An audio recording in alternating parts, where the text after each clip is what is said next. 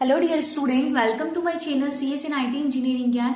Operating system subject में आज का जो हमारा टॉपिक रहेगा पेज फॉल्ट, बहुत इंपॉर्टेंट टॉपिक है। इसके प्रीवियस लेक्चर में हमने देखा था डिमांड पेजिंग, सो आप वो जरूर गो थ्रू कीजिए पेज फॉल्ट पढ़ने से पहले, क्योंकि सब एक दूसरे से कनेक्टेड है। ओके, सो हम देखते हैं पेज फॉल्ट क्या होता है। So a page fault occurs when a program try to access a page that is not currently in RAM. RAM means main memory. ठीक है, जब कोई प्रोग्राम ऐसा डेटा और we can say pages access करने की कोशिश करता है जो रेम यानी कि मेन मेमोरी में अवेलेबल नहीं होता है, तब पेज फॉल्ट होता है।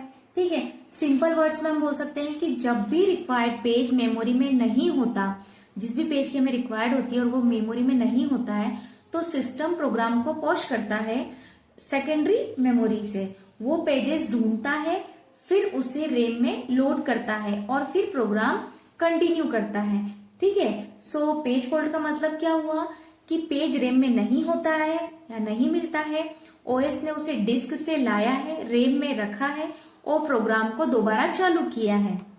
ओके, इस तरीके से प्रोसेस होती है पेज फॉल्ट की, है ना। सो अब हम पेज फॉल्ट को समझते हैं डायग्राम के through, steps in handling page fault. तो कौन कौन सी स्टेप्स होती है, ठीक है, यहाँ पर देखो आप इस डायग्राम में।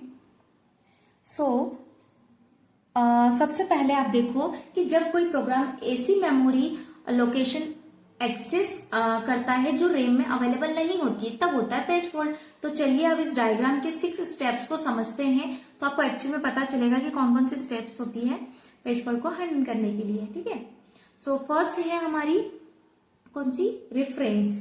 ठीक है, सो इसमें देखो इसका मतलब क्या है, reference to page load M, मतलब लोड एम मतलब यानी मेमोरी लोकेशन एम को एक्सेस करो, जो मेमोरी लोकेशन एम को एक्सेस करो। ओएस पेज टेबल में, ये पेज टेबल है, तो ओएस पेज टेबल में चेक करता है कि पेज रेम में है या नहीं। ठीक है, फिर आती है स्टेप टू। इसमें क्या होता है, ट्रैप टू ऑपरेटिंग सिस्टम। अगर रिक्वायर्ड पेज रेम में नहीं होता है, अगर जो भी हमें पेज की रिक्वायरमेंट है वो अगर रेम में नहीं होता है, तो ओएस को ट्रैप मिलता है, मतलब इंटरप्ट मिलता है, ये बताता है कि पेज फॉल्ट हुआ है ना। स्टेप 3 पर जाओ आप। Page is on baking store means what, कि अब ओएस चेक करता है कि ये पेज हार्ड डिस्क में अवेलेबल है या नहीं, इसमें अवेलेबल है या नहीं। अगर है तो ओएस डिसाइड करता है कि इस पेज को लोड करना है रेम में। ठीक है, अब स्टेप 4 देखो आप, ब्रिंग इन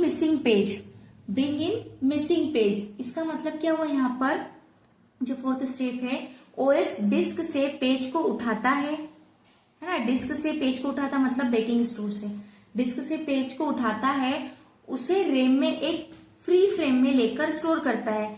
रेम में, ये रेम है हमारी, इसमें फ्री फ्रेम में लेकर स्टोर करता है। ये स्टेप्स टाइम लेता है, इसीलिए ज्यादा पेज फॉल्ट प्रोग्राम को स्लो कर सकता है। ओके, नाउ 5th स्टेप है रिपीट पेज टेबल। जब पेज रेम में आ जाता है तो ओएस पेज टेबल अपडेट करता है ना। अब पेज टेबल में ये पेज का नया फ्रेम नंबर लिखा होता है ना, यहाँ पे जो भी फ्रेम नंबर है वो लिखा होता है। अब 6th स्टेप देखो, रीस्टार्ट इंस्ट्रक्शन। ओएस वही इंस्ट्रक्शन दोबारा रन करता है जो फेल हुई थी। ठीक है, सो इस बार पेज अवेलेबल है, प्रोग्राम कंटिन्यू करता है विदाउट एनी प्रॉब्लम।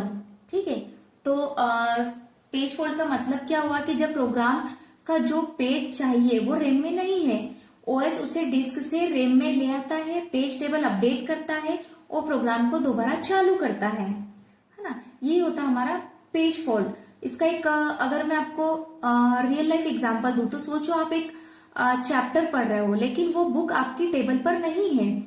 आप उठते हो, पेज फॉल्ट, शेल्फ से बुक लेते हो, डिस्क यानी कि रेम, बुक को टेबल पे रखते हो यानी कि पेज टेबल अपडेट, मतलब पहले नहीं थी फिर आपने रखा, दोबारा पढ़ना स्टार्ट करते हुए हो गया रीस्टार्ट इंस्ट्रक्शन।